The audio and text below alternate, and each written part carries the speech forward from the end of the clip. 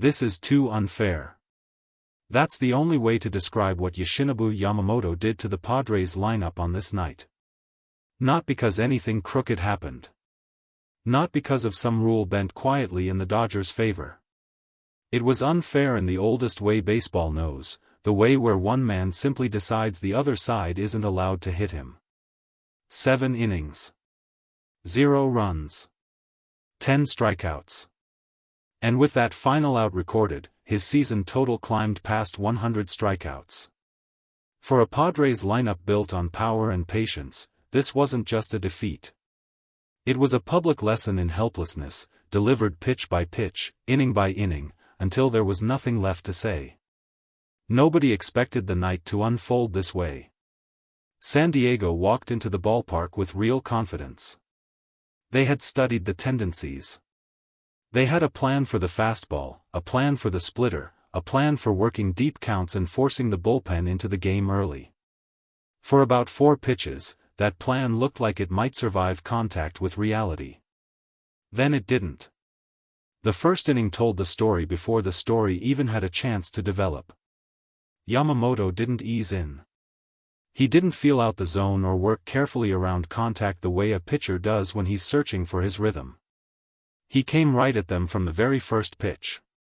Fastballs painted at the top of the strike zone, arriving with a shape hitters kept insisting they had seen before, right up until it wasn't there anymore.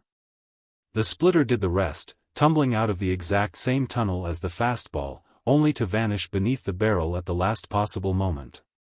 3 up, 3 down. 2 strikeouts. The crowd hadn't even settled into their seats, and the tone of the entire game had already shifted beneath them. By the 3rd inning, something had changed in the Padres' dugout. The confident chatter had gone quiet. Hitters were coming back to the bench shaking their heads, not in frustration at themselves, but in something closer to disbelief. One veteran was seen mouthing something to himself as he sat down, not anger, just a kind of resigned respect for what he'd just witnessed up close. That's the part that makes nights like this so heavy. It isn't just that a pitcher is missing bats. It's the creeping realization, inning by inning, that the entire lineup has no answer, and isn't going to find one tonight no matter how many looks they get.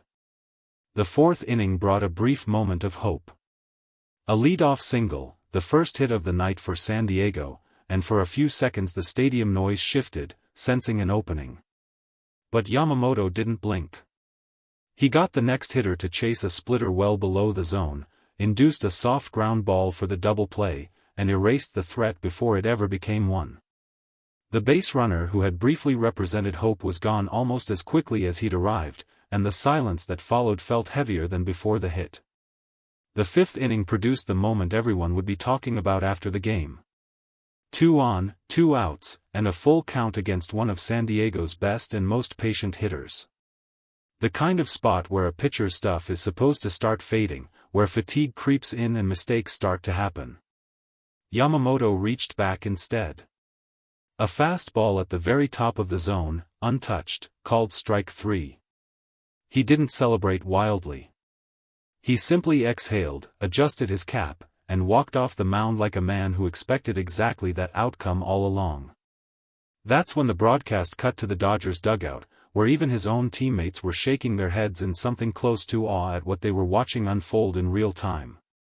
He worked into the 7th inning with his pitch count still shockingly low for what he had accomplished. 2 more strikeouts came in that final frame, the last one freezing a hitter so completely that the barrel of the bat never left his shoulder. 10 strikeouts.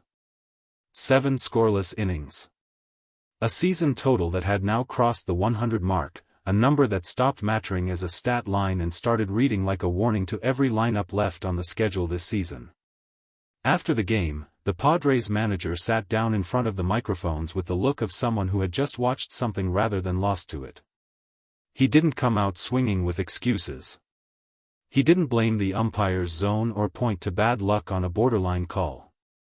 He paused before answering the first question, folded his hands in front of him, and finally said it plainly, "This is too unfair." Not as a complaint about the rules. As an admission. His hitters had done real damage against good pitchers all season long. Tonight, none of that mattered at all. A reporter pressed further, asking what specifically made Yamamoto so difficult to solve. The manager let out a short breath, something between a laugh and a sigh. He said the fastball and the splitter looked identical out of his hand until the very last few feet, and by then it was already too late to adjust the swing. He said his hitters weren't overmatched by velocity. They were overmatched by deception, which he called the far harder problem to solve. Then he added quietly that some nights, the other team simply has the better pitcher, and tonight there was no use pretending otherwise to anyone in the room. On the other side of the ballpark, the mood in the Dodgers clubhouse was calmer, but no less aware of what had just happened on that mound. The manager walked into his press conference with the measured expression of someone who had seen his ace be great before, but still seemed slightly amazed by how effortless it had looked tonight. Asked about the decision to let Yamamoto push into the 7th inning, he said it wasn't a difficult call to make. His stuff hadn't dropped off at all. If anything, his last few pitches of the night were among his very best.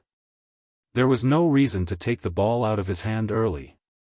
Then came the question every reporter in the room wanted an answer to: was this the best he's looked all season? The manager considered it for a moment, the kind of pause that told you he was being careful not to overstate what he'd just seen.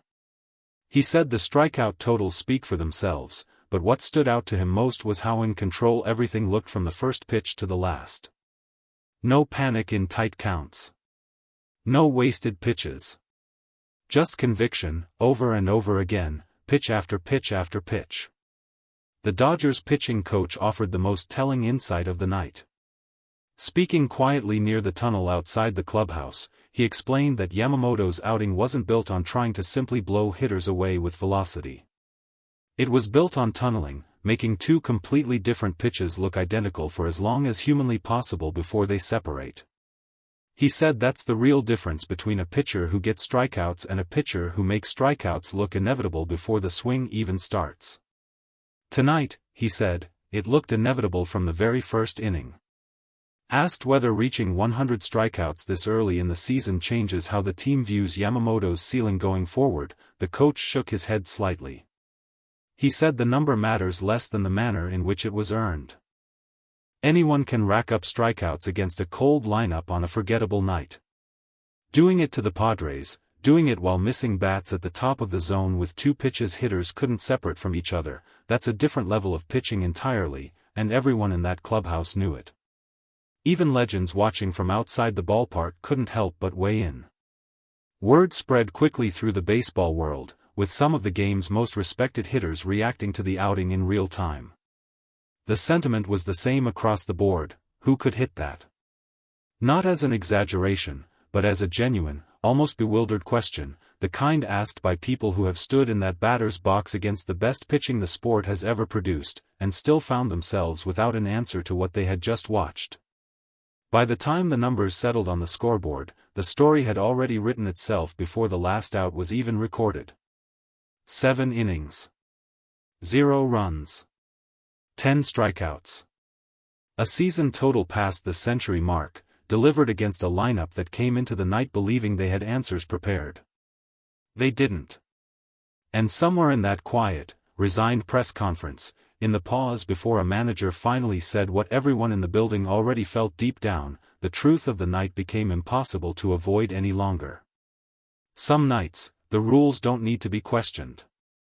Some nights, there's simply no answer for the man standing 60 feet, 6 inches away, and every hitter who faced him tonight walked back to the dugout already knowing it.